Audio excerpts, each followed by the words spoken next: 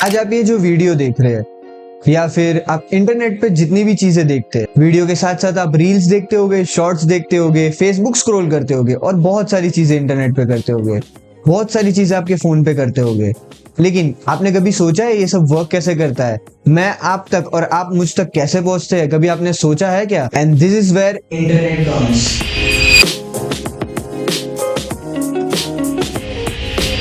आप सबने इंटरनेट के बारे में सुना होगा, लेकिन आपने कभी सोचा है इंटरनेट एक्चुअली में वर्क कैसे करता है?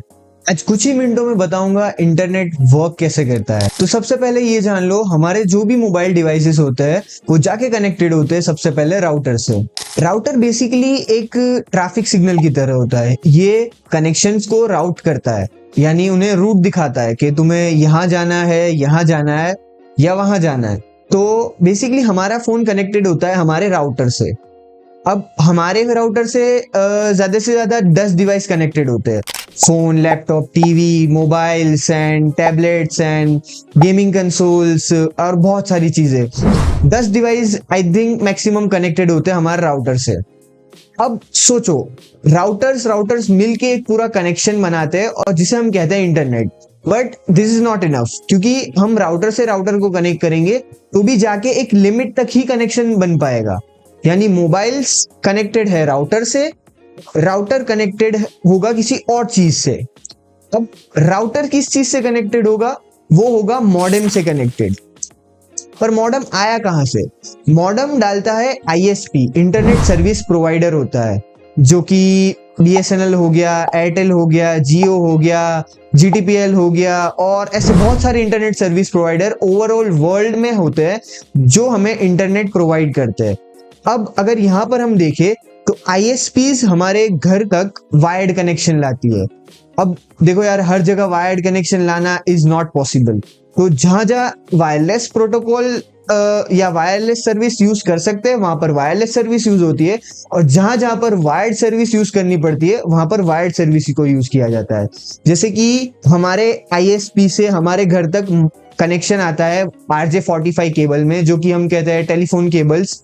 वो जो कनेक्शन आता है वो वायर्ड कनेक्शन होता है। वायर्ड कनेक्शन जाता है हमारे मॉडेम में, मॉडेम से जाता है राउटर्स में। अब मॉडेम से मल्टीपल राउटर्स में जा सकता है और राउटर्स तो हमारे डिवाइस से कनेक्टेड है ही। तो ये पूरा एक प्रोसेस आप समझो, मोबाइल से लेके राउटर तक, यानी डिवाइस से लेके राउटर तक, राउटर्स सारे जा रहे हैं मॉडेम, मॉडेम के थ्रू आईएसपी तक। अब जब आईएसपी तक पहुंच गए हैं, आईएसपी ऑल ओवर वर्ल्ड में सब आईएसपी से कनेक्टेड होता है, यानी बीएसएनएल, एयरटेल, जियो, ये सब आपस में कनेक्टेड होते हैं। इन्हें कनेक्टेड रहना पड़ता है ताकि सब अलग अलग आईएसपी वाले जो यूजर्स है वो एक दूसरे तक पहुंच पाए।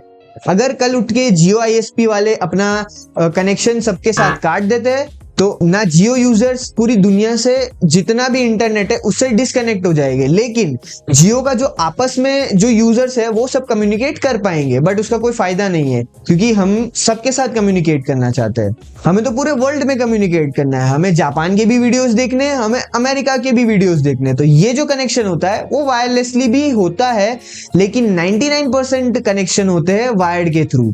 हाँ, समुंदर के अंदर बहुत सारे इंटरनेट के केबल्स बिछे होंगे, आपने कई बार वीडियोस भी देखे होंगे इंटरनेट पे।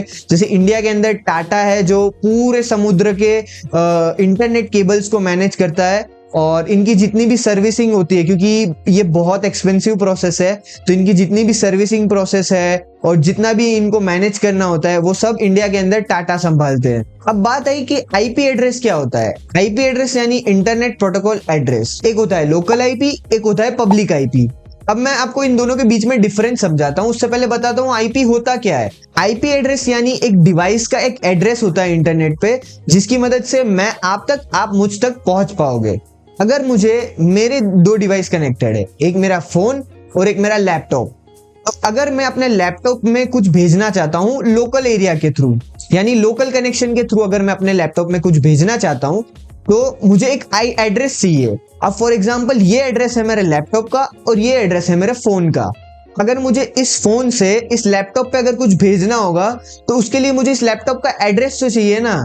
अगर मुझे इस फोन से इस लैपटॉप में एक फाइल ट्रांसफर करनी है तो मुझे इसका एड्रेस चाहिए। अब वैसे ही अगर हम दूर रहते हैं, यानी मैं कहीं और रहता हूं और तुम कहीं और रहते हो, तो तो इसमें यूज होता है पब्लिक आईपी एड्रेस का, यानी ये आईपी एड्रेस पूरे इंटरनेट के ऊपर कहीं पे भी हमारा एक पब्लिक आईपी एड्रेस होता है। हमारे वाईफाई राउटर पे होता है हमारा लोकल आईपी एड्रेस, जिससे सिर्फ हमारे राउटर वाले कनेक्शन हमें एक्सेस कर सकते हैं। एक होता है इंटरनेट का आईपी एड्रेस, यानी पब्लिक आईपी एड्रेस, जिससे पूरा इंटरनेट हमें एक्सेस कर सकता है। अब ये आईपी एड्रेस है गूगल का। तो क्या हम गूगल को आईपी एड्रेस के थ्रू देख सकते हैं क्या? Let's check it out. तो यहाँ पर मैंने गूगल का आईपी एड्रेस गूगल में डाल दिया है और यहाँ पे गूगल खुल गया, बट ऊपर आप देख सकते हो डोमेन नेम आ चुका है फिर से। अब सोचो कि डोमेन नेम क्या है। तो जितनी भी वेबसाइट्स होती है, जितने भी होस्टिंग प्रोवाइडर्स होते हैं या डोमेन प्रोवाइडर्स होते हैं, उन्हें हर जगह हम आईपी एड्रेस से नहीं जा सकते। उसका रीजन, हमें सारे आईपी एड्रेस याद थोड़ी होंगे। सोचो अगर आईपी एड्रेस की मदद से हम जाना होता तो हमें कितने करने पड़ते, 104.1. लेकिन हम google.com जल्दी याद रख सकते हैं। तो हर एक आईपी एड्रेस को डोमेन नेम प्रोवाइड किया जाता है। होते वो आईपी एड्रेस ही है, लेकिन इंटरनेट पे बस उसे डोमेन नेम प्रोवाइड किया जाता है। अब सोचो डोमेन नेम से आईपी एड्रेस ढूंढना, या फिर हम जितने भी ब्राउजर पे, जैसे कि हमने ब्राउजर पे अभी लिखा youtube.com या www.youtube.com, तो YouTube आता कैसे? तो वहां पर वर्क करता है DNS। हाँ, आप सोच रहे होगे DNS क्या है? मैं बैठा हूं ना। DNS एक फोन बुक की तरह होता है, इंटरनेट का phone book, you can say it. तो DNS क्या करता है, हम DNS के पास जाते हैं google.com लेके, तो DNS उस google.com का आईपी एड्रेस निकालता है और फिर हम उस आईपी एड्रेस पे रिक्वेस्ट मारते हैं। हमारा डिवाइस एक रिक्वेस्ट भेजता है DNS को, ये कहकर के मुझे YouTube चाहिए। वो यहाँ से आईपी एड्रेस पे रिक्वेस्ट भेजता है YouTube को कि इस डिवाइस को YouTube एक्सेस करना है।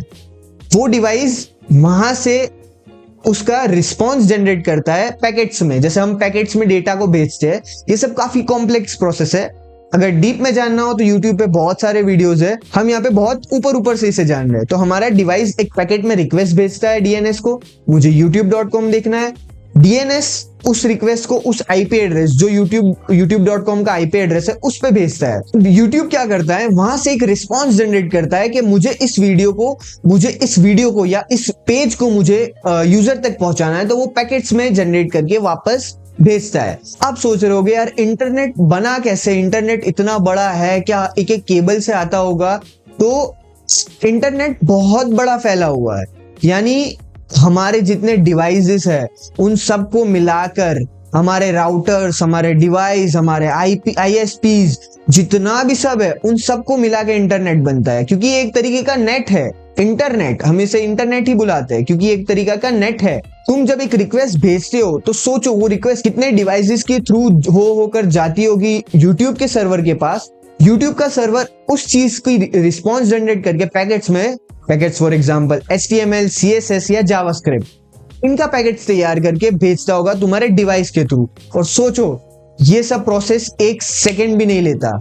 जैसे ही हम YouTube पे youtube.com लिख के एंटर करते हैं, हमारे सामने पूरा पैकेट जनरेट हो जाता है। ये है हमारा और आपका इंटरनेट। सारे कंप्यूटर्स को मिला के, कंप्यूटर के कनेक्शंस को मिला के इंटरनेट फॉर्म होता है। इंटरनेट के भी कुछ अलग अलग प्रोटोकॉल्स होते हैं, जैसे TCP/IP protocol, HTTPS protocol, HTTP protocol, और ऐसे बहुत सारे प्रोटोकॉल्स होते हैं इंटरनेट के। अगर आपको ये समझना है तो इसके लिए एक अलग से वीडियो बना दूंगा। आज के वीडियो में इतना ही। आई होप आपको वीडियो पसंद आया होगा, और वीडियो इन्फॉर्मेटिव लगा हो तो वीडियो को लाइक कर देना, चैनल पे नए हो तो सब्सक्राइब कर देना। मिलते हैं फिर किसी और वीडियो में, तब तक के लिए बाय बाय।